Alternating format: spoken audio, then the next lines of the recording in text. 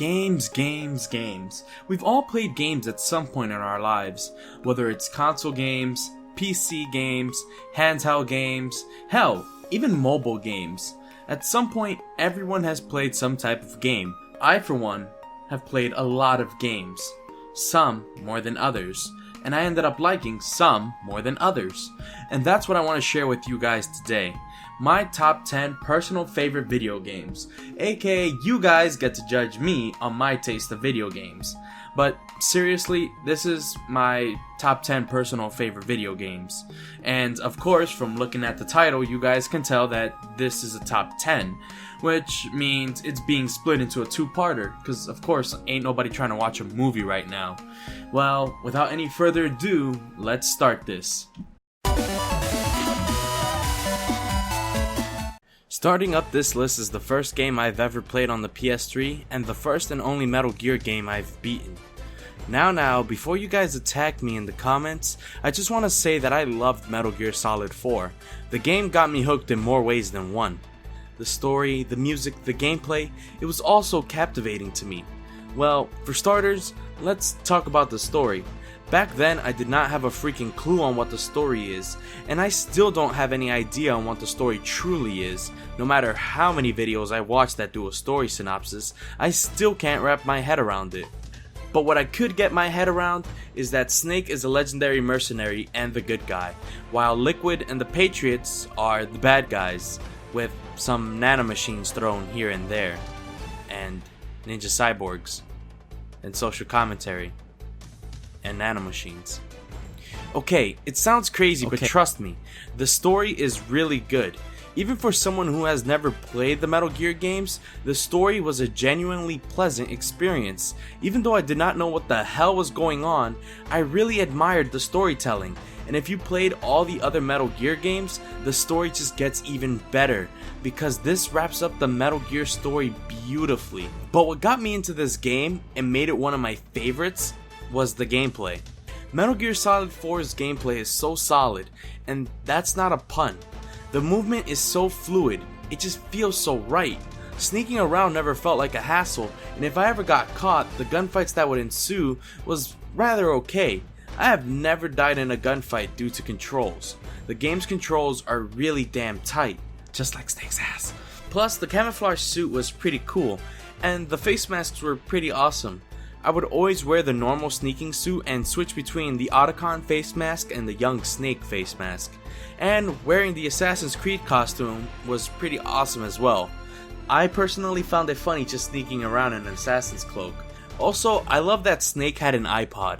The soundtrack to Metal Gear Solid 4 was absolutely amazing. I loved the song Metal Gear Saga, and it's actually one of my favorite songs in the game, alongside Old Snake. And even though it didn't appear in this game, Call Into the Night, I could honestly listen to that for hours on end while I'm going on sneaking missions. Actually, the fond memories of this game is actually what inspired me to buy the Metal Gear Solid Legacy Collection, so I can experience the other Metal Gear games and replay Metal Gear Solid 4 so I can get the entire Metal Gear experience. I have one question for you guys. Do you guys... Jet Set Radio Future is one of those games that just showed up one day in my house, and then I ended up playing because I was bored and had nothing else to play. If I remember correctly, this game came bundled with the original Xbox alongside Sega GT, but that really doesn't matter because what's important is Jet Set Radio Future, the reimagining to Jet Set Radio, and honestly the better game of the two. Better gameplay, better graphics, better music, better everything.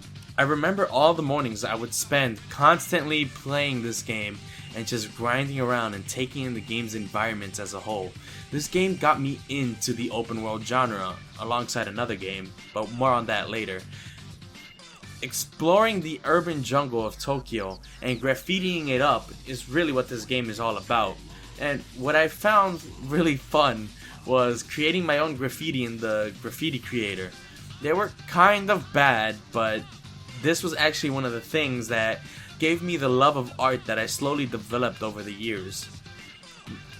Now, I stated before that this game had better gameplay than Jet Set Radio, and that is true. Though skating around Tokyo is about the same thing in both games, what really makes me prefer Jet Set Radio Future over Jet Set Radio is that instead of having to do the motions of spraying graffiti, it's more of one button, which allows the gameplay to remain fluid. Instead of having to stop in my place and spray the graffiti, I could just skate on by and spray paint an entire graffiti art at the push of a button. Very realistic. Also, the graphics of this game is just so much better, not only because it's on a whole different console generation. Okay, you got me, it's because it's totally on a entirely different console generation. But when looking at the graphics of Jet Set Radio and Jet Set Radio Future side by side, Jet Set Radio Future is the better looking game. The colors were more vibrant, the models looked better, and the music in this game, mwah, it's amazing. Nothing in the soundtrack is ear grating. All the songs bring life to the area that they play in. The feeling of freedom and youth is what makes me really love this game. And just like many other Jet Set Radio fans, I am eagerly waiting for the HD remake or the PC re-release. Get to it, Sega. We want Jet Set Radio Future HD. So, I've said this before, and I'll say it again. I love Sonic the Hedgehog. Sonic made my childhood. I've played the good games, and I've played the bad games. But no matter what, I am still a fan of Sonic. And one of my favorite Sonic games is Sonic Adventure 2. This game was actually the reason why I got a Dreamcast. Sonic's 3D adventures have been kind of unpleasant, but the adventure series have been a good start to Sonic's 3D adventures until, history happened. But enough about that.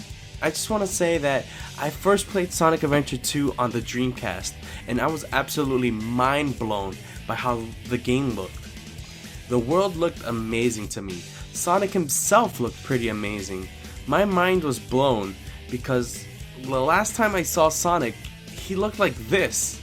And now he looks like this. Like, my mind just...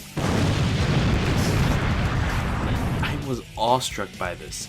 And when I dove into the story mode, I was super excited. Mostly because I saw that there was a hero side story and a villain side story. And you guys know how I feel about that. I lost my damn mind. Diving into the gameplay, I loved it. I just want to say right now, with all the controversy that I'm going to get for this, that I absolutely loved Sonic Adventure 2's control scheme. I had no problem controlling Sonic, Tails, Shadow, Eggman, Knuckles, Rouge.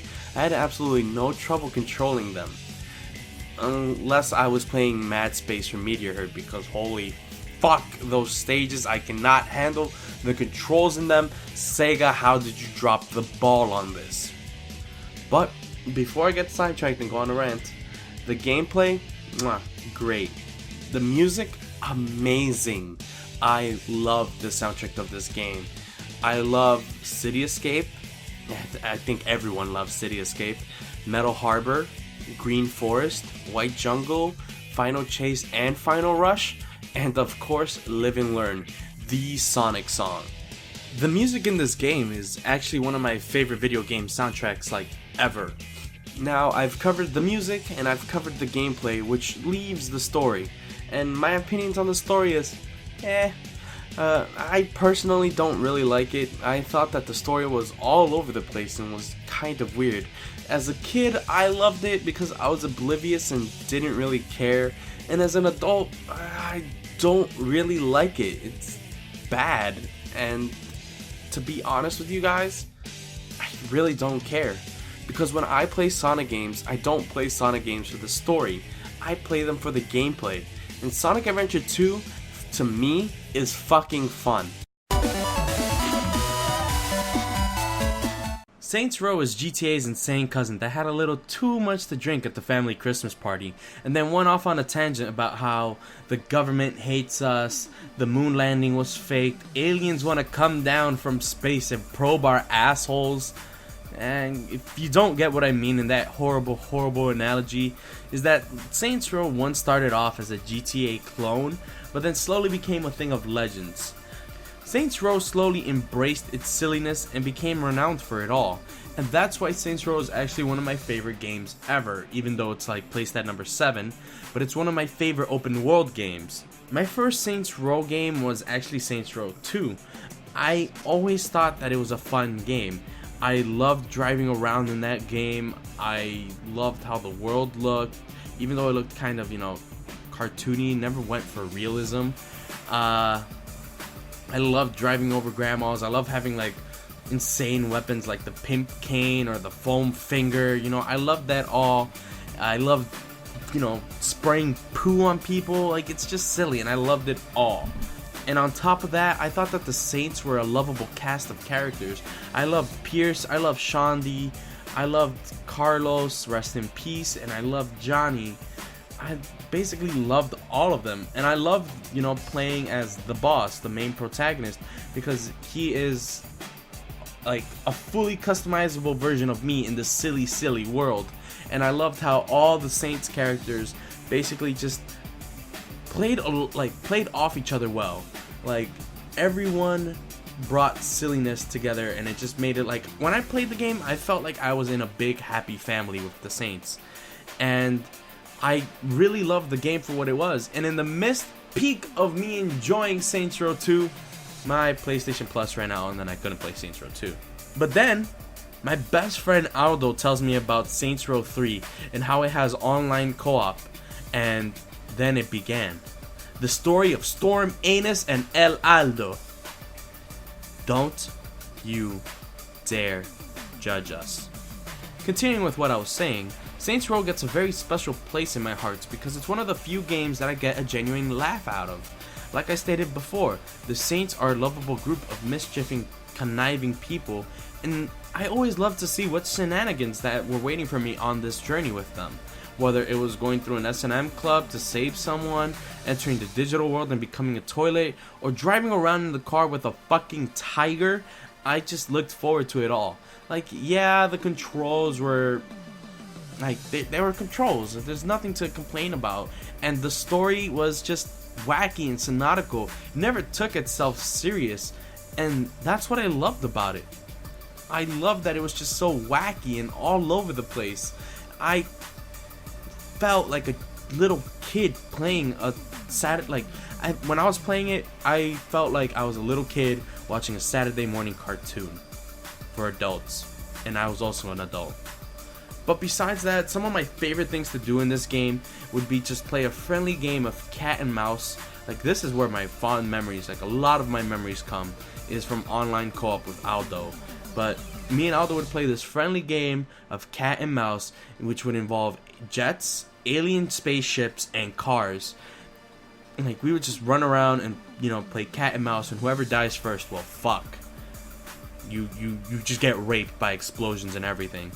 And that's, again, the thing that I love about Saints Row. It's one of these games where I can let loose and not be bound by some big story or some like save the princess, save the world kind of thing. Instead of that, it's just fuck that. I want to destroy the world. I want to have fun, let loose, and be silly, crazy, and destructive, and it's completely okay.